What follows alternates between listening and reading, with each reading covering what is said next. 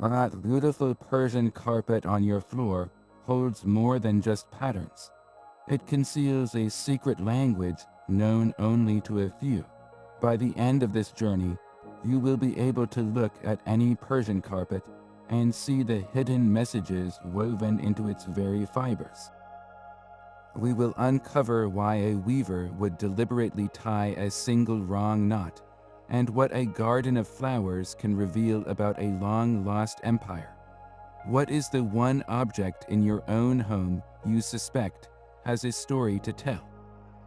Long before it was an art form, weaving was a whispered secret passed down through generations. Legends speak of the very first Persian carpet not as a human invention, but as a celestial gift. One ancient tale tells of a king whose beloved wife passed away, leaving him heartbroken. To capture her memory, he commanded his artisans to create a garden he could walk through forever, a garden made not of soil and water, but of wool and silk. And so they wove the first paradise garden carpet, a frozen echo of a lost love. Another myth suggests the skill was taught by angels, the complex knots and vibrant dyes, a sacred language meant to bring a piece of heaven down to earth. These stories are beautiful, but what does the cold, hard evidence say? The answer was found in the most unexpected of places, a frozen tomb in the mountains of Siberia. In the late 1940s, Russian archaeologists uncovered a Scythian burial mound known as Pazyryk. Preserved in a block of ice for over 2,500 years, was a spectacular pile carpet. Its intricate design of riders on horseback and grazing deer was unmistakably Persian in style. This was not a fragment or a faded scrap. It was a complete, breathtaking work of art, frozen in time. The existence of the Pazyryk carpet is a historical puzzle that reshapes everything. It tells us that 2.5 millennia ago, the craft was already unbelievably sophisticated. This was not a beginner's piece. The skill required to create it suggests the tradition was already ancient, pushing the origins of Persian weaving back into the shadows of prehistory. Who were these master weavers, and what were they trying to say with such an elaborate design, destined to be buried in a chieftain's tomb? The carpet itself is a silent witness, holding its secrets tight within every perfectly tied knot. That single frozen carpet from Pazyryk speaks a language we are only just beginning to understand. Its silent patterns hold the first great secret of this craft, a code written not in ink, but in knots. Every Persian carpet is a tapestry of countless tiny decisions, and the most fundamental of these is the knot itself. The type of knot, its incredible density, and its precise placement form a hidden signature. To a trained eye, this signature reveals the carpet's true home, the specific tribe of the weaver who created it, and often the very era it came from. Think of it as a unique fingerprint, woven directly into the foundation of the piece. There are two primary languages in this knot-based code. The first is the Turkish knot, also known as the Giord's knot. This knot is symmetrical, wrapping its yarn around two strands of the foundation warp threads, creating a very strong and dense texture. Carpets from regions like Turkey and the Caucasus often speak this language. The second is the Persian knot, or Sene knot. This knot is asymmetrical, looping around just a single warp thread, which allows for far more intricate and curvilinear designs. This is the knot of choice for the detailed floral and garden patterns typical of central Iran. An expert can run their fingers over the surface of a carpet and feel the difference, reading the knots like Braille. But the code goes deeper than just the knot type. The number of knots per square inch is a direct measure of quality and age. A higher density means a more detailed pattern and a far more durable carpet. This density can often pinpoint the workshop, or even the specific village where the carpet was made.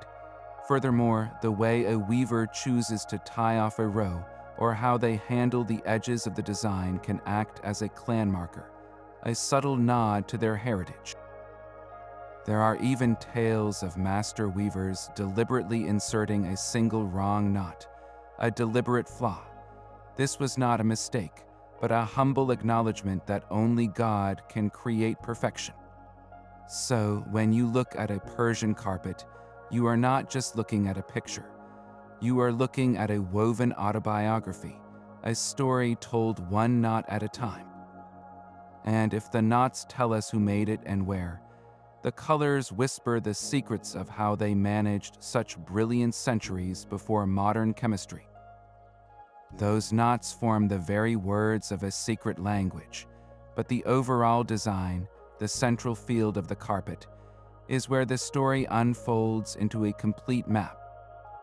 This is not a map for finding your way through a forest, but a guide to the soul and the cosmos.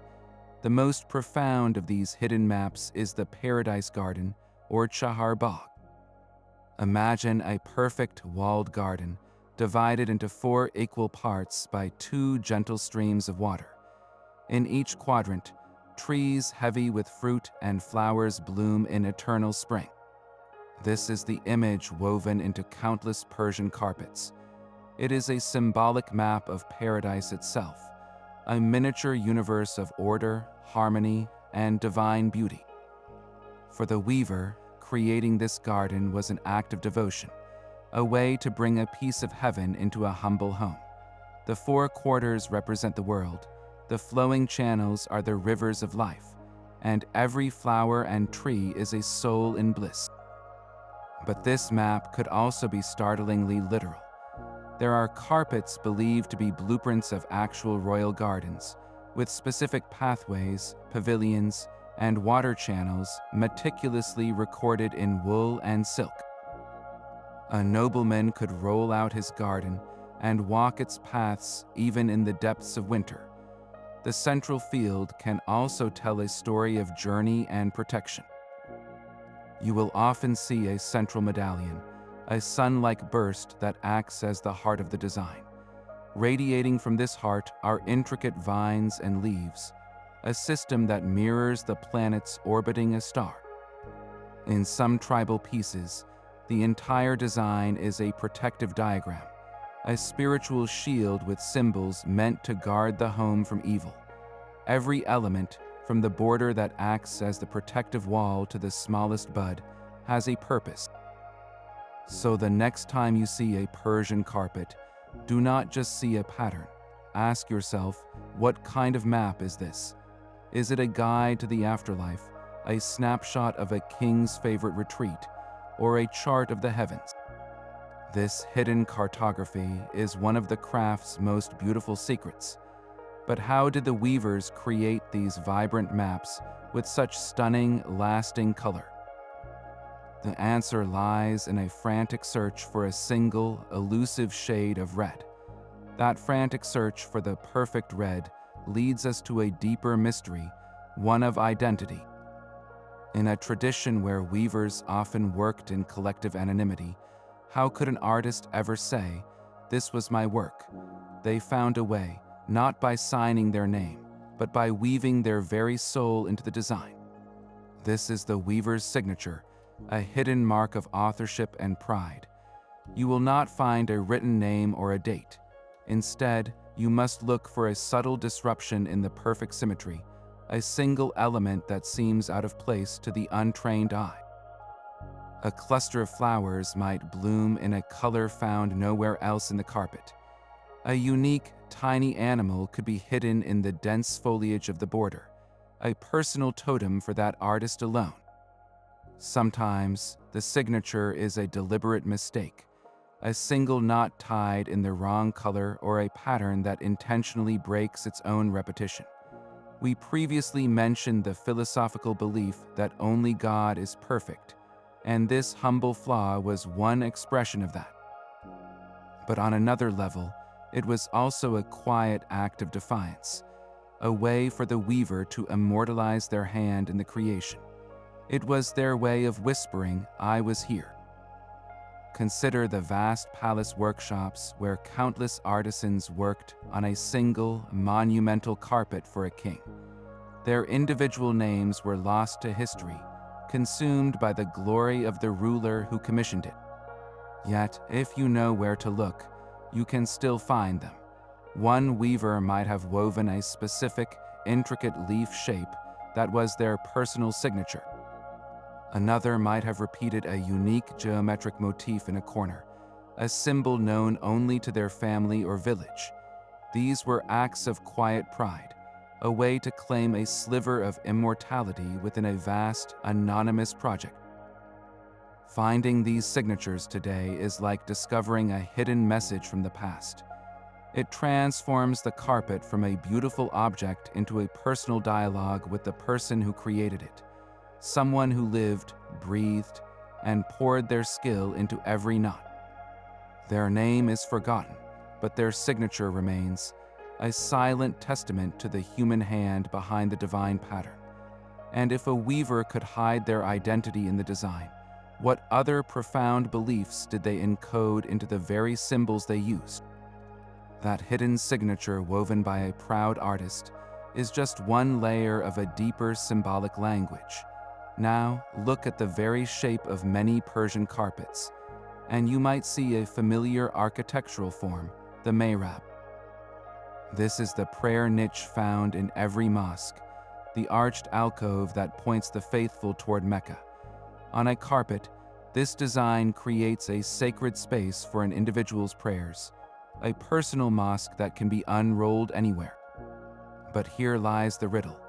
Why do we find these distinct prayer niche designs on carpets used in palaces, in merchant homes, in settings far removed from formal worship?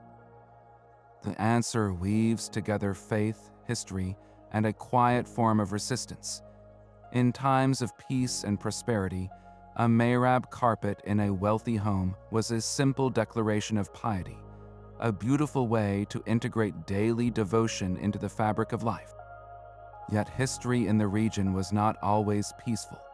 There were eras of conquest and periods when open expression of faith could be dangerous. During these times of persecution, a carpet with a mihrab design took on a second, secret life. Displayed in a main hall or a reception room, it was a silent signal to other believers. It identified the home as a safe house, a place where the faith was still practiced in secret. The outward function was decorative, but its true purpose was spiritual protection and community solidarity. The design itself is packed with this symbolism. The arch represents the gateway to heaven, a threshold between the earthly and the divine. The pillars that often flank the niche are like the pillars of faith, supporting the believer's spiritual journey. And hanging from the center of the arch, you will almost always find a lamp. This echoes a famous verse in the Quran, which describes God as the light of the heavens and the earth, a light compared to a niche containing a lamp. So, this was not just a directional marker for prayer. It was a complete visual sermon, a portable sanctuary that offered both guidance and solace. The next time you see a Persian carpet with that distinct arched central medallion, you are looking at more than a pattern. You are witnessing a profound act of devotion that could also be a bold, covert signal, a testament to a faith that refused to be silenced. This spiritual current runs through the very symbols. But what happens when those ancient symbols are given a voice and begin to tell their own stories? That portable sanctuary of the prayer niche offered spiritual protection, but the weaver's quest for safety did not end there. They wove a more ancient, primal form of defense directly into the patterns, creating a silent, woven shield against misfortune. This is the secret of the protective talismans. In a world where an envious glance was believed to bring ruin, these carpets were more than decor. They were a guardian for the home. One of the most powerful and enduring of these symbols is the bodhe, the teardrop shape we know today as the paisley. To the weaver, this was not a simple decorative motif. It was a composite symbol, a flame representing the eternal fire of Zoroastrian tradition, combined with the shape of a cypress tree, an ancient Persian emblem of life and eternity. Together, this symbol was a potent charm against the evil eye, its curved, watchful form designed to deflect negative energy and trap ill intent within its swirling contours. But the symbolic armor did not stop with the bodhe. You might find a scorpion discreetly placed near the edge of a carpet. Why weave a venomous creature into something meant for beauty? The logic was one of sympathetic magic. By including the symbol of the scorpion, the weaver was invoking its fierce and defensive nature, hoping its image would sting any malevolent force that tried to cross the threshold. Similarly, the symbol of a hand, often with 5 fingers extended, represented the hand of Fatima, a powerful emblem of protection, patience, and blessings. It was a universal sign warding off harm. These symbols were rarely the central focus. Their power lay in Their Chinese letter, woven into a border, hidden within the petals of a flower, or repeated in a subtle frieze. They were a secret language of defense, known to the family who owned the carpet but invisible to the casual and potentially envious observer. A visitor might admire the vibrant colors and intricate patterns, completely unaware they were looking at a fortress of symbols, each one a dedicated soldier standing guard over the household.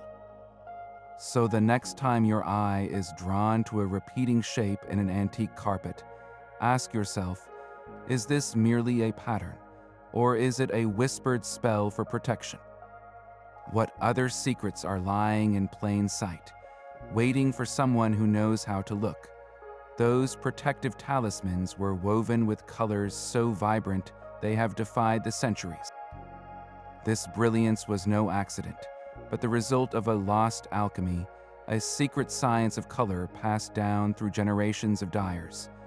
The most coveted shade was a deep, luminous red, the color of life and power. To achieve it, dyers turned to a humble plant, the madder root.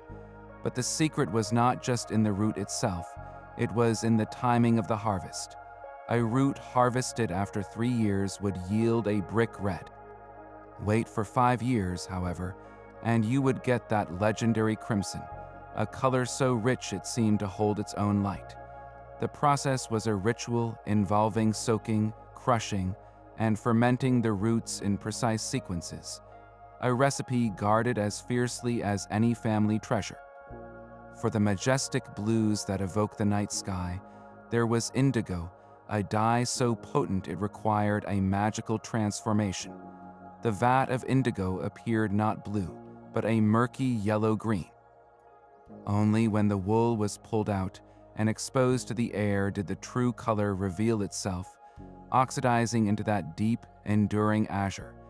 It was like watching a flower bloom in seconds, a trick of chemistry that must have seemed like pure sorcery. Yellows and blacks came from more surprising sources. Pomegranate rinds, often seen as waste, could be boiled to produce a range of warm golds and mustards. But the greatest mystery of all was the creation of black. To get a true, solid black that would not fade to brown, dyers used iron and tannin. They would first dye the wool with tannin from oak galls, and then submerge it in a bath of ferrous sulfate. The reaction between the two chemicals permanently stained the wool a deep, absolute black.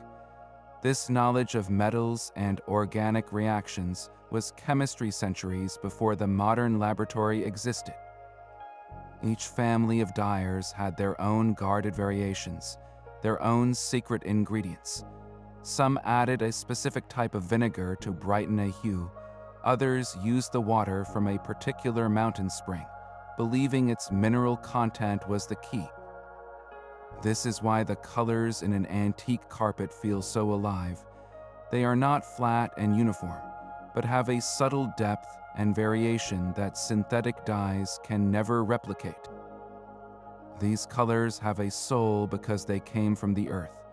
This ancient knowledge, however, was incredibly fragile. With the rise of cheap synthetic dyes in the late 19th century, this sacred alchemy began to vanish. Families took their precise recipes to the grave, and a vast library of color was erased from human memory within a single generation. So when you see the enduring red in an old carpet, you are not just looking at a color. You are looking at the lost life's work of an unknown alchemist, a perfect red that can never be made again.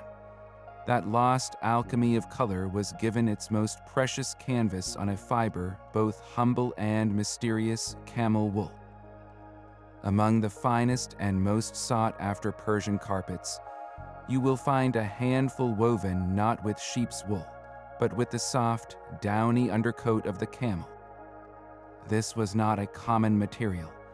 Its use was reserved for the most prestigious commissions, often for royal courts or as gifts of immense diplomatic importance. The choice was deeply symbolic. The camel was the living engine of the Silk Road, the great trade routes that brought wealth, ideas, and power to the Persian empires.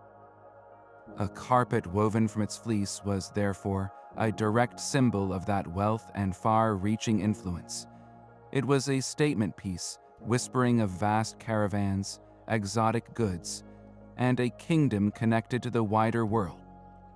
But the appeal was more than just status. Camel wool possesses unique physical properties that give these carpets their legendary character. The fibers are hollow, acting as microscopic insulators. This structure gives the wool a natural luminosity, catching the light in a way that makes the colors glow with a soft, internal warmth that sheep's wool cannot replicate. Furthermore, these hollow fibers make the wool exceptionally lightweight and incredibly durable, resistant to both moisture and wear. A carpet of camel wool feels different underfoot. It has a springy, resilient quality and a subtle sheen that seems to change with the angle of the light. The process of gathering this wool was itself an exercise in patience and rarity. The finest undercoat is shed by the animal naturally each year, and it was collected not by shearing, but by painstakingly combing it from the camel's coat. This yielded a very small amount of the highest quality fiber, making any carpet created from it an instant rarity. So when you encounter one of these special pieces, you are not just looking at a beautiful object. You are looking at the embodiment of a trade route, a symbol of royal power woven from the very fabric of the beast that made that power possible. Its luminous surface and enduring strength are a testament to a choice that was as practical as it was profoundly symbolic. That luminous camel wool became a living parchment for a secret menagerie. Woven among the gardens and geometric patterns, you will find a silent world of animals, each creature a word in a complex symbolic cipher. These were not mere decorations to fill an empty space. They were a profound language, a narrative told through the forms of beasts and birds. Take the humble bird, for instance. When you see a bird perched on a branch in a carpet's design, you are likely looking at a symbol of the human soul, a divine messenger, or even an angel. Its upward flight represents the soul's aspiration toward heaven, a tiny echo of spiritual longing frozen in silk. Then there is the lion, the timeless emblem of royalty and raw power. A carpet featuring lions was often a statement of authority, commissioned by or for a ruler to project their strength and courage. These lions are frequently shown in a pose known as the lion passant, a serene yet powerful stride that communicates controlled dominance rather than wild fury. But the symbolism deepens with other creatures. The dog, faithfully woven near the borders of a design, was a guardian. Its presence was a protective charm, a loyal spirit meant to watch over the home and family, warding off both physical and spiritual intruders. This animal cipher allowed weavers to tell entire stories without a single written word. A classic hunting carpet, for example, is not just a chaotic scene of animals and riders. It is a layered narrative. The hunters on horseback represent human order and skill, triumphing over the chaotic forces of nature symbolized by the fleeing gazelles or powerful beasts. Yet, on a deeper level, this could also be read as a spiritual allegory, where the human soul hunts down and conquers its own base desires. Every animal played its part. A pair of facing birds might symbolize love and partnership, while a solitary phoenix could speak of resurrection and eternal life. The next time your gaze wanders across a Persian carpet, look closely at the creatures woven into its world. Ask yourself, what story is being told here? Is it a prayer, a proclamation of power, or a silent guardian's vow? This hidden menagerie turns the carpet into a vibrant, talking tapestry, if only you know how to listen. This hidden menagerie of animals shares its garden with an equally eloquent world of flowers. Every blossom and leaf in a Persian carpet is a word in a complex floral code, a silent language where a single petal can speak volumes about purity, sorrow, or triumph. The lotus flower, for example, is rarely just a beautiful water lily. In the symbolic vocabulary of the weaver, the lotus represents ultimate purity and spiritual enlightenment. Its journey, rising from the muddy depths of a pond to bloom immaculately on the surface, is a perfect metaphor for the soul's own journey toward divine truth. To weave a lotus was to weave a prayer for inner cleansing. In stark contrast, the lily often carried a much heavier meaning. Its elegant, drooping form and pale hues frequently denoted sorrow or loss, a memorial to a loved one who had passed. It was a flower of remembrance, its presence weaving a subtle thread of melancholy into the most vibrant of gardens. Then there is the palm leaf, or the bote we previously discussed. While it functioned as a protective talisman, it was also a clear symbol of triumph and eternal life. Its upward-reaching, resilient form spoke of victory over adversity and the enduring nature of the human spirit. A weaver did not simply place these flowers at random to fill space. They were carefully chosen and composed to create a specific emotional or philosophical statement. A garden carpet bursting with lotuses among flowing waterways is not a random scene. It is a deliberate poem about achieving spiritual purity within the ordered paradise of the Chahar Bagh. Another carpet might weave lilies prominently among cypress trees, creating a poignant elegy, a garden of remembrance for someone deeply missed. The arrangement itself is the syntax of this floral language. A flower in full bloom at the center of a medallion might represent the sun or a divine presence, while tightly closed buds in the border could symbolize potential and future growth. The entire carpet becomes a complex emotional landscape, a garden where every plant has a purpose beyond mere beauty. So the next time you admire the floral patterns of a Persian carpet, look closer. Ask yourself what story these flowers are telling together. Is it a hymn of spiritual ascent, a quiet lament, or a bold declaration of resilience? This floral code transforms a field of wool and silk into one of the world's most beautiful and enduring forms of poetry. This floral poetry shares its space with a more precise and cosmic language. Look closely at the grandest and most complex Persian carpets, and you may not be seeing a garden at all, but a map of the night sky. A growing theory suggests that some of these intricate masterpieces were, in fact, sophisticated astronomical charts. The evidence is woven into their very geometry. Specific medallions, often seen as decorative sunbursts, can be interpreted as representations of the North Star, Polaris, the fixed center around which the heavens turn. Radiating from this central point, you will find patterns of smaller, star-like motifs arranged in distinct clusters. These clusters bear a striking resemblance to constellations important to ancient Persian astronomy, like Ursa Major or the Pleiades. For a nomadic tribe traversing the vast, featureless desert, such a carpet was more than a beautiful object.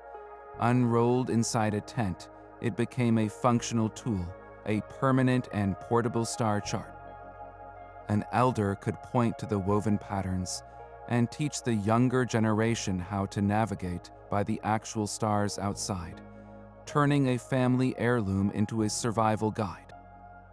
But the celestial function did not end with navigation. The precise arrangement of these star patterns also acted as a calendar. The rising and setting of certain constellations marked the changing of seasons, dictating the critical timing for planting and harvesting.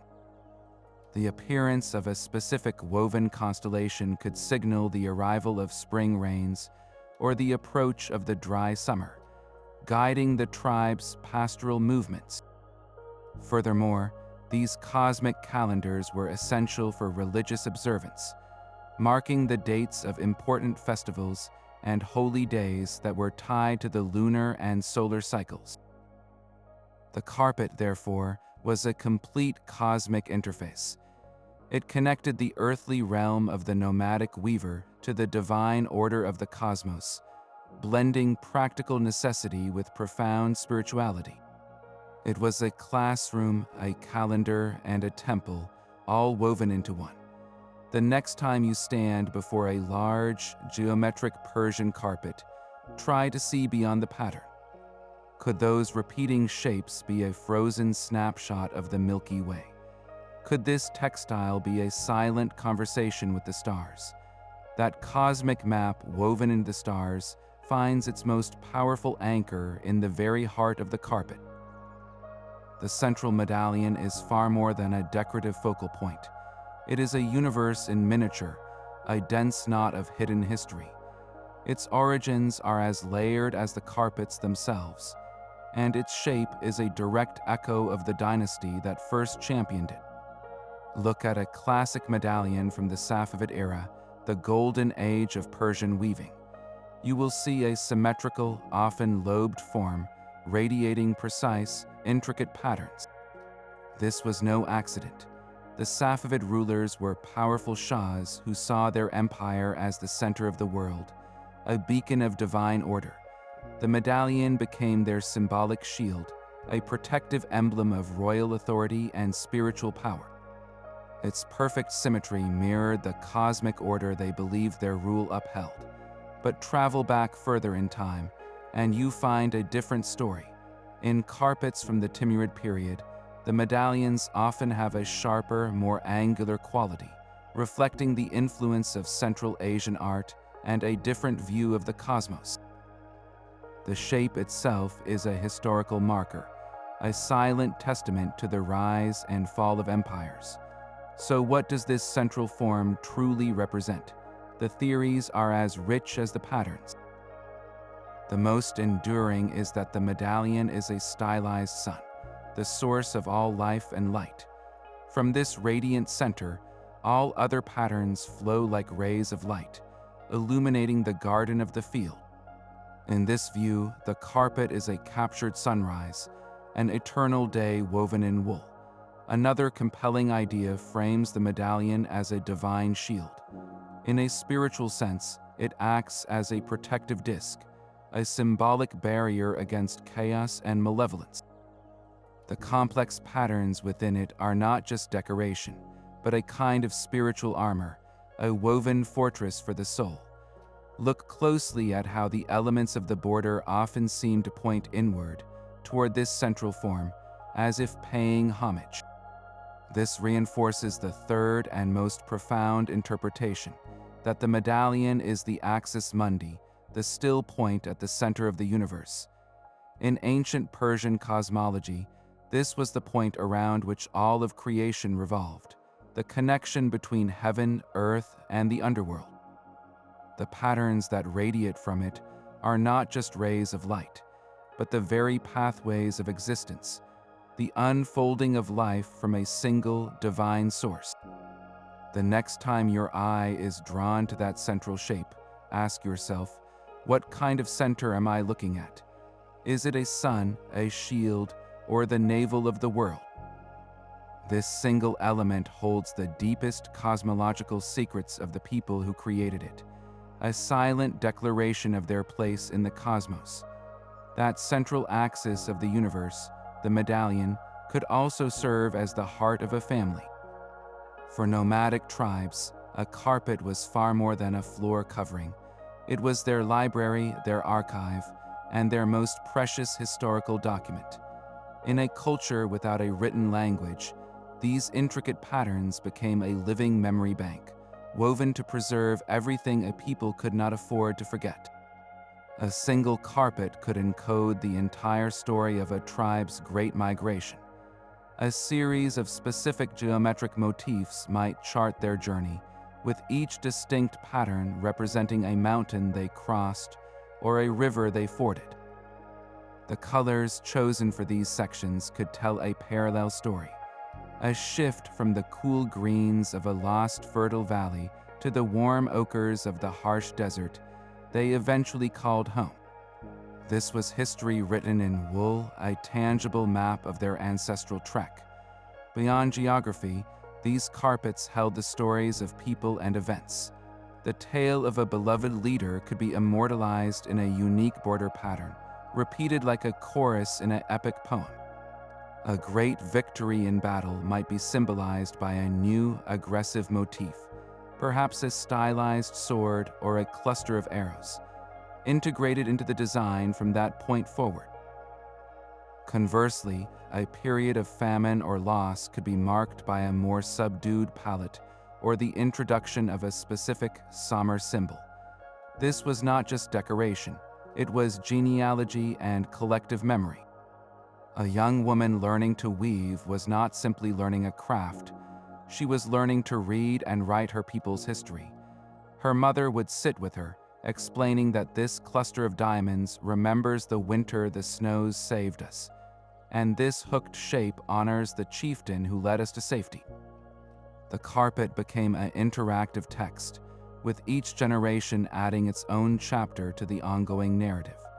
If a tribe faced dispersal or conquest, these woven records ensured their identity would survive. A carpet could be rolled up and carried away, a portable homeland that held their stories safe within its knots. Unrolled in a new land, it would remind them who they were and where they came from. So the next time you see a tribal carpet with bold, geometric patterns, do not see simple abstraction. You are looking at a civilization's biography. You are reading a chronicle of survival, a testament to a people's unbreakable will to remember. That woven chronicle of a tribe's history could also hold a far more intimate story, a secret dialogue of the heart. In societies where open courtship was often restricted, the carpet became a silent messenger for lovers, a socially acceptable canvas for expressing the most forbidden of emotions. A young woman weaving her dowry carpet had the power to encode a very personal message for her intended. She might deliberately choose a specific combination of colors known only to their two families. A field of deep indigo blue, representing truth and the divine, woven alongside the passionate crimson of madder root, could be a bold, unspoken declaration of sincere and fervent love. The placement of a specific flower was another powerful signal. Weaving a single, prominent red rose into a corner of an otherwise traditional floral design was not a random act.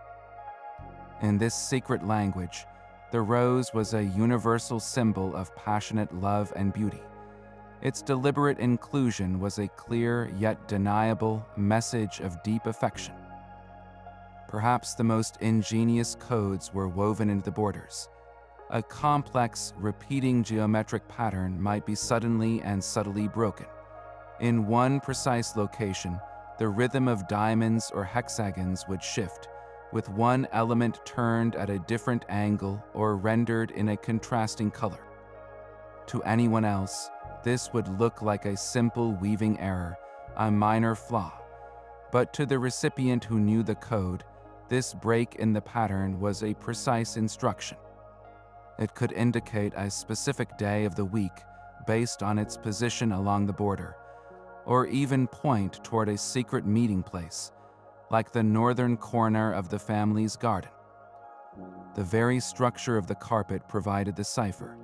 The 8 sides of a common octagonal motif could represent the 8th hour after sunrise.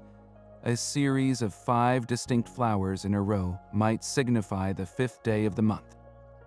This was a language of exquisite subtlety, where the deepest human emotions were hidden in plain sight, camouflaged as mere decoration. A gift of such a carpet was therefore not just a gift of an object, but a gift of a shared secret, a private world created between 2 people, its truth lying quietly in wait within the knots and colors. That secret dialogue of the heart speaks through a silent mathematics. The precise repetition of an 8-petaled flower or the intricate symmetry of a 16-pointed star is never an accident of design. It is a deliberate act of sacred geometry, a numerical code believed to channel divine harmony directly into a home. Each number held a specific spiritual weight, a resonance that transformed a pattern from mere decoration into a metaphysical anchor. The number 8, for instance, was profoundly significant. In Persian mystical thought, 8 represents the throne of God, a concept rooted in the belief that 8 angels carry the divine throne. It also symbolizes the 8 gates of paradise. A weaver repeating an 8-petaled rosette throughout a carpet was not just creating a beautiful motif, they were weaving a direct invocation of celestial order and the promise of eternal bliss. They were building a small piece of heaven, one mathematically perfect flower at a time. Then there is the number 16. This is often seen in the complex, star-like medallions that dazzle the eye.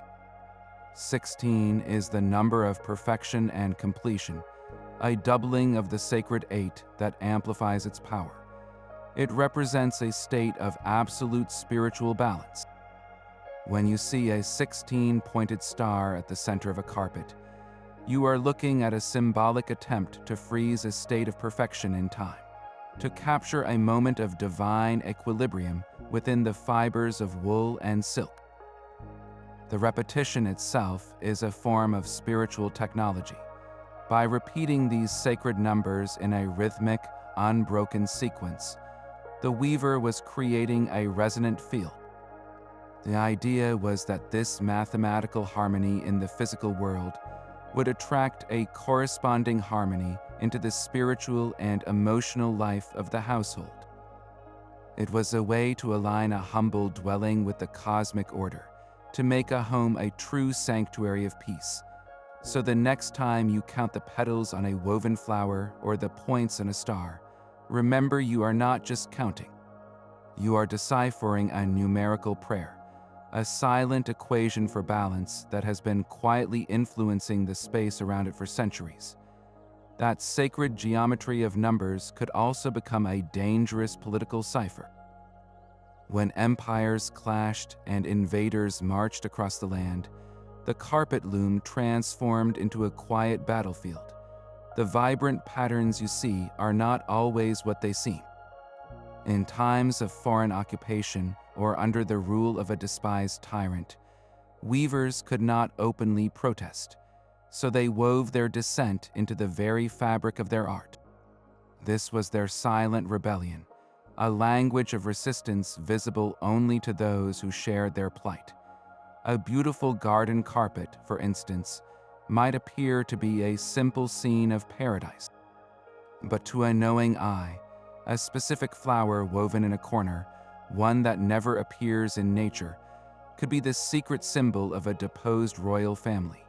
Its presence was a quiet act of loyalty, a way to keep the memory of a lost dynasty alive within the safe confines of a decorative motif. In other cases, the critique was woven into the behavior of the animals. A lion, the traditional symbol of the Shah's power, might be depicted as frail or trapped within a cage of vines, a subtle commentary on the weakened state of the monarchy or the confinement of the people. These were dangerous statements to make, and the weaver's safety depended on their symbolism being just ambiguous enough to escape the notice of the ruling authorities, while being crystal clear to their own community. Sometimes, the resistance was not in the symbols themselves, but in the deliberate refusal to use the colors favored by the occupying power. If a new regime declared a specific shade of green to be their official color, weavers across the land might suddenly stop using it, erasing it from their palettes as a unified act of cultural defiance. The dyes themselves became a political statement. These carpets are more than art. They are historical documents of resilience.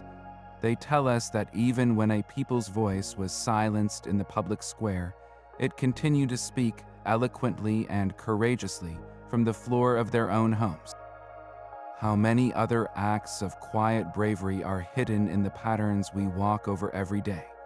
That silent rebellion woven into carpets found its ultimate expression not just in defiance, but in a sophisticated system of secrets. The same intricate patterns that could hide a political protest could also conceal the workings of a vast intelligence network. Picture a merchant traveling the treacherous Silk Road, his camel laden with goods. Among his most precious possessions is a seemingly ordinary carpet, unrolled each night in a caravanserai. To any bandit or rival, it is merely a valuable trade item. But to a fellow agent, that carpet is a loaded document, its design a complete guide to the perilous journey ahead. The border of the carpet might not be a simple decorative frame. A specific sequence of geometric shapes, a triangle followed by 2 diamonds and a hexagon, could be a coded message. This sequence might indicate that the route marked by that pattern is currently safe, having been recently cleared of threats.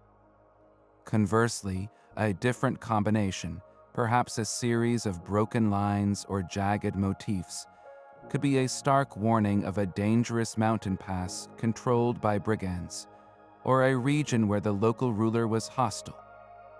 The symbols themselves acted as a legend for this woven map. A repeated botte or paisley might not just ward off the evil eye, but could symbolize a reliable water source, its teardrop shape mirroring a hidden oasis.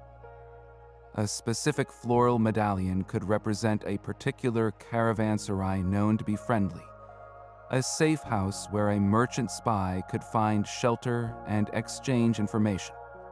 The arrangement of these symbols created a literal cartography of trust and danger, readable only to those initiated into the code.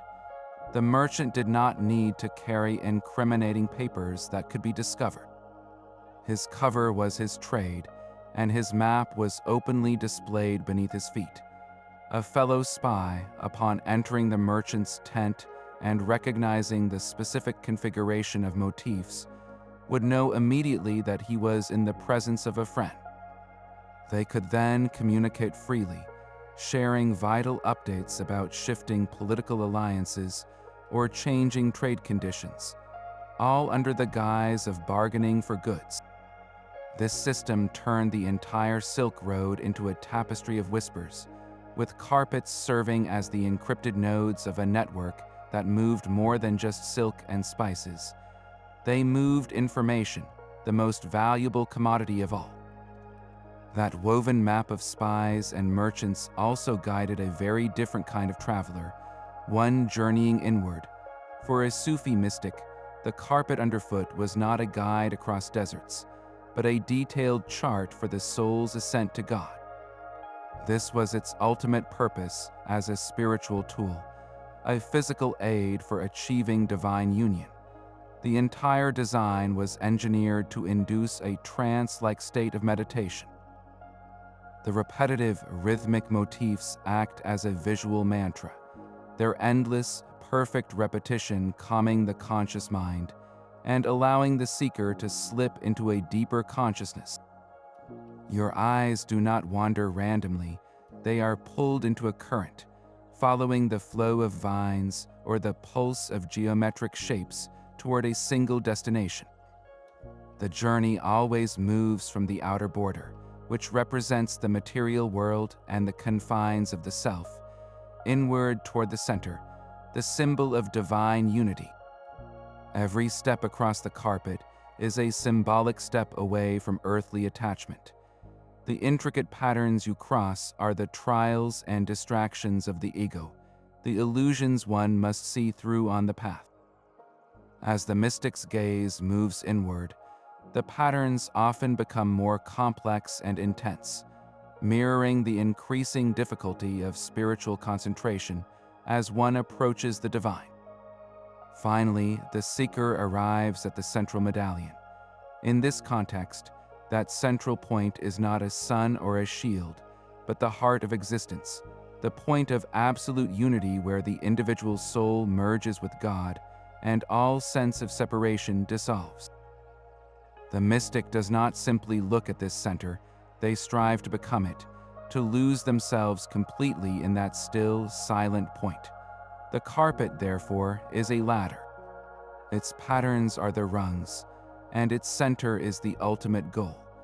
It makes the abstract, internal journey of Sufism tangible, giving the seeker a physical path to walk with their eyes while their soul travels to another realm entirely.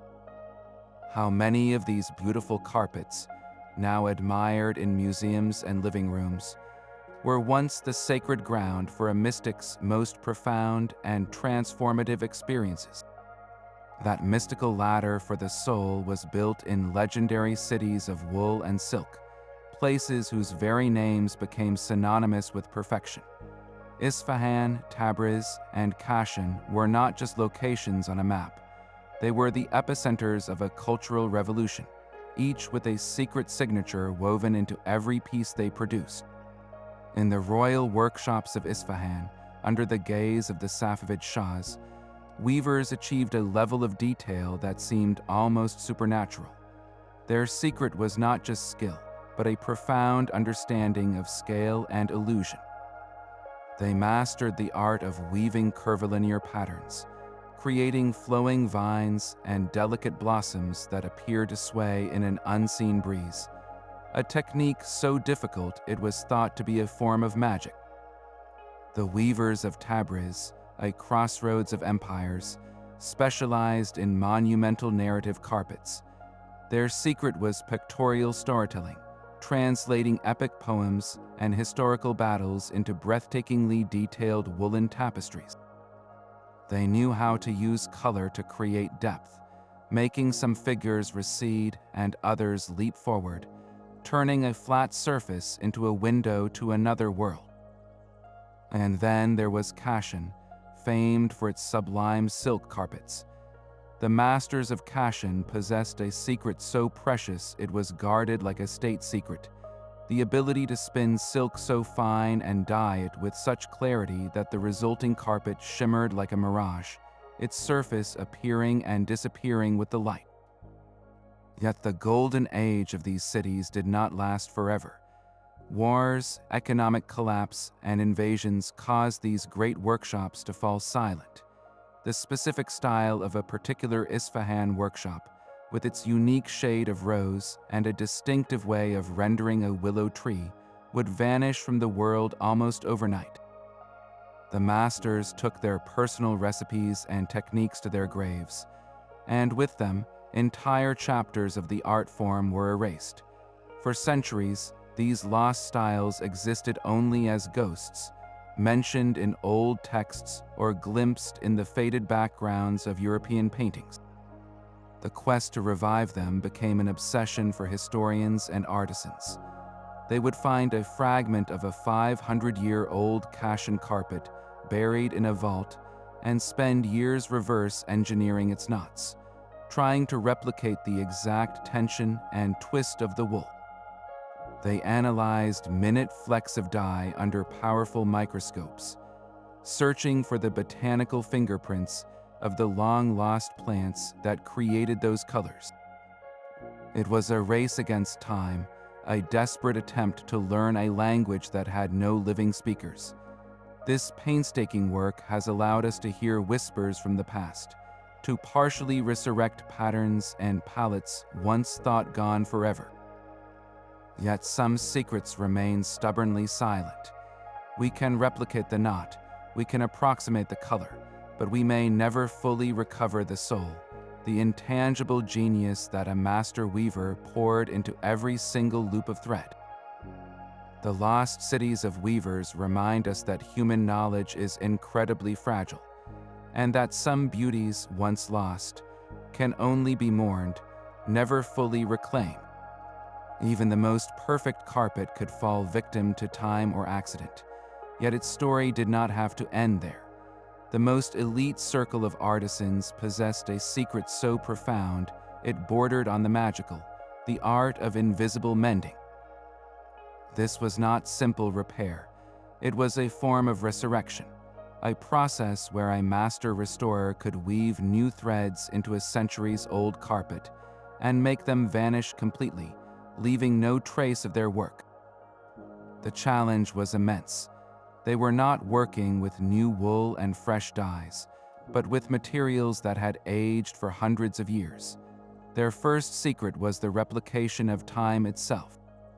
To match the faded color of an original thread, a restorer could not simply use a modern dye. They would have to create a new dye batch using the same ancient organic sources, like madder root or pomegranate rind, and then artificially age it. This involved exposing the newly dyed wool to precise amounts of sunlight, or even burying it in specific soils for weeks, to mimic the exact patina of centuries of gentle decay. The goal was not to make the repair look new, but to make it look as old as everything around it. Then came the true test of skill, the knot. A restorer would spend years, sometimes decades, mastering the specific knotting technique of a single region or era. They had to replicate not just the type of knot, but the tension, the twist of the yarn, and the subtle irregularities of a human hand working a loom long ago. They would work with a magnifying headset, their tools often custom-made, tying one microscopic knot at a time. The final and most critical step was blending the repair into the original pattern. A master would not just fill a hole. They would study the surrounding design for days, memorizing the flow of every vine and the angle of every leaf.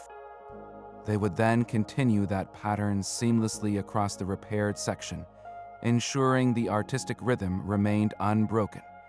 The knowledge required for this is a closely guarded secret, often passed only from parent to child within a few families. These restorers are the ghostwriters of history, their greatest achievement being their own anonymity. When they succeed, the damage disappears, and the carpet's story flows onward, its silent language uninterrupted for generations to come. That luminous red you admire in an antique carpet, the color of life and power, was once feared as the color of a curse. The secret of madder red, the most coveted of all dyes, was shadowed by a persistent legend of misfortune. For the dyers who cultivated the madder plant and worked its roots, the process was not just a craft, it was a perilous dance with the supernatural. The belief was that the vibrant red pigment was not merely a color, but the very lifeblood of the plant, and to take it was to invite retaliation. A dyer who harvested the roots at the wrong phase of the moon, or without speaking the proper prayers, could find his entire vat of dye turning a sickly, worthless brown. Worse still, the curse was said to cling to the dyer himself. Stories circulated of master dyers, the only ones who knew the full secret of the 5-year route, who were struck with a lingering cough that stained their own breath red, as if they had inhaled the dye's vengeful spirit. Their hands, permanently stained crimson, were seen not as a mark of skill, but as a brand of their dangerous profession. The very air in a dyeing workshop was considered toxic, thick with a fine, red dust that was believed to carry a malaise, bringing weakness and fever to those who breathed it. Why would such a beautiful color be associated with such darkness? The answer lies in the alchemy itself.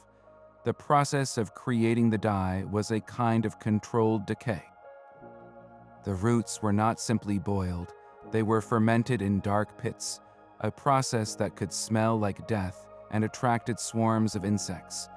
This transformation from a pale, gnarled root into a potent, bloody liquid seemed like magic, and in the minds of many, all-powerful magic comes with a price. To create a color this radiant, one must have stolen it from somewhere, or made a pact with forces best left alone. So the next time you see that perfect, enduring crimson in a centuries-old carpet, remember that its beauty was born from a trial of skill and superstition. That red is not just a color, it is the ghost of a risk, a testament to the dyers who braved more than just complex chemistry to bring such brilliance in the world. That legendary red, born from risk and superstition, holds another secret within its fibers. A Persian carpet is far more than an artifact. It is a perfectly preserved moment in time, a sealed capsule waiting to reveal its story. The wool itself can be subjected to carbon dating, a scientific process that measures the decay of a radioactive form of carbon to determine the age of organic materials. This can pinpoint the year or even the season when the sheep were shorn, but the true time capsule lies in the microscopic world. Every strand of wool is a tiny museum. Trapped within the fibers are minuscule grains of pollen, blown by the wind centuries ago from the very plants that grew around the weaver's home. Scientists can extract these pollen fossils and identify the species. Finding pollen from a specific type of wild barley could tell us the carpet was woven in a fertile agricultural valley. The presence of pollen from a particular desert shrub might place its origin in an arid, nomadic region. These botanical clues paint a vivid picture of the landscape as the weaver saw it. Furthermore, advanced dye analysis can detect the faintest chemical signatures of the original plants and minerals used. This forensic examination can reveal not just the type of madder root, but sometimes the specific soil conditions it grew in, connecting the carpet to a very particular patch of earth. So a carpet is not just a record of human artistry. It is an environmental record, a snapshot of a forgotten ecosystem captured in thread. When you look at an antique carpet, you are not just seeing a pattern. You are seeing the ghost of a meadow, the echo of a specific spring, all preserved in a silent, woven vault. How many other forgotten landscapes are hidden in the textiles we live with every day? That perfectly preserved time capsule holds such immense value that it has spawned a shadowy world of illusion. The most valuable secret a Persian carpet can hold is a lie, a carefully crafted fiction designed to deceive even the most discerning eye. Forgers have turned deception into a dark art, employing methods that would make an ancient alchemist shudder. One of the most common tricks is the chemical bath. A new carpet is submerged in a harsh brew of tea, acidic chemicals, or even potassium permanganate, which instantly stains the wool with the muted, yellowish-brown patina of age. This false aging seeps into the fibers, mimicking the gentle fading of a century in a single afternoon. But the fraud does not stop at color. These criminals must also replicate the physical wear of generations. They use mechanical abrasives, like sandpaper or even stones, to strategically fray the carpet's surface and its fringes. They focus this artificial damage on high-traffic areas, exactly where a genuine antique would show the most wear from countless footsteps. The goal is to create a convincing history of use, a fictional life story written in forced decay. So how can you spot these clever fakes? The first clue is often in the smell. Lift the corner of a suspected antique and take a careful breath. A genuinely old carpet will have a neutral, earthy aroma, perhaps of wool and dust. A chemically aged forgery, however, may still carry the faint, acrid scent of the chemicals used to dye its past. The next test is in the flexibility of the wool. Gently bend a small part of the carpet back. Authentic antique wool, having relaxed over decades, will be supple and pliable. A new carpet that has been artificially aged will often feel stiff and brittle, its fibers traumatized by the harsh treatments. The most telling evidence, however, lies on the back of the carpet. In a genuine piece, the colors will have a soft, muted appearance from the back, as the dyes have settled and aged deep within each knot. A forger, working from the front, often cannot perfectly replicate this effect. The colors on the reverse might appear flat, or the pattern might look less distinct, a sign of a rushed job focused only on the surface. Finally, listen to the carpet. Give it a gentle shake.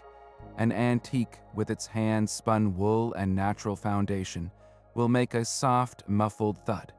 A modern forgery, often using machine-spun materials, can produce a sharper, more percussive sound. These are the subtle languages of authenticity, the quiet truths that outshine the most elaborate lies. In a world of beautiful deceptions, the carpet's own materials will always whisper its real story if you know how to listen. These quiet truths are now being amplified by a new generation of detectives, modern codebreakers armed not with magnifying glasses alone, but with infrared cameras and supercomputers. They are the historians, scientists, and art restorers who have dedicated their lives to listening to the whispers trapped within these textiles. Their work begins with light that our eyes cannot see. Infrared photography penetrates the surface grime and faded dyes of a centuries-old carpet, revealing the original, vibrant cartoon, the detailed outline the weaver first followed. A carpet that appears to be a uniform sea of faded blue might, under infrared, reveal a stunningly crisp hunting scene with leopards and riders, its narrative lost to time but now suddenly restored to visibility. This is like peeling back the years to see the artist's true, unweathered intention. Digital pattern analysis takes this investigation even further. Powerful algorithms can scan a high-resolution image of a carpet and map every single knot, identifying subtle, repeating anomalies in the pattern that are invisible to the human eye. They might find a tiny, unique motif woven only 7 times in a carpet of millions of knots. This digital fingerprint can then be cross-referenced with a global database, potentially linking this carpet to another piece held in a museum on the other side of the world, proving they came from the same rare workshop or even the same weaver's hand. It is a form of textile DNA matching, connecting long-separated siblings. Meanwhile, archival detectives scour forgotten ledgers, royal inventory lists, and the travel diaries of merchants. They search for a single sentence that mentions a gift of 6 garden carpets sent to an Ottoman sultan in the year 1623. Finding that record can provide a fixed point in history, allowing them to date an entire group of carpets, and finally understand the political context of their creation. These code breakers work in unison, each strand of evidence strengthening the others. The infrared reveals the hidden design, the computer confirms its unique signature, and the archivist finds its historical moment. Together, they are slowly reassembling a lost library, one thread at a time, giving voice back to the weavers who thought their secrets would remain forever silent. Those digital code breakers are piecing together the past, but in workshops from Isfahan to small mountain villages, a different kind of preservation is happening. A new generation of weavers is not just replicating old patterns, they are breathing new life into this ancient language. They are the living legacy, and their work is a quiet revolution. These young artisans learn the old knotting techniques from their grandparents, their hands moving with the same rhythm that has defined their families for centuries. Yet, they are not afraid to reinterpret the symbols. A traditional bote, the protective paisley, might be woven in a startling new color palette, or its form might be subtly altered to reflect a more contemporary aesthetic. The Garden of Paradise is still a central theme, but now it might include flowers native to their own modern landscapes, weaving their personal environment into the eternal symbolism. This is not a rejection of tradition, but a conversation with it, ensuring the language remains alive and relevant. The very act of creating a carpet by hand in the 21st century is a profound statement. In a world of instant gratification and mass production, sitting at a loom for months, even years, to complete a single piece is a slow, meditative rebellion. Each knot tied is a choice for patience, for craftsmanship, for a connection to a slower, more deliberate way of life.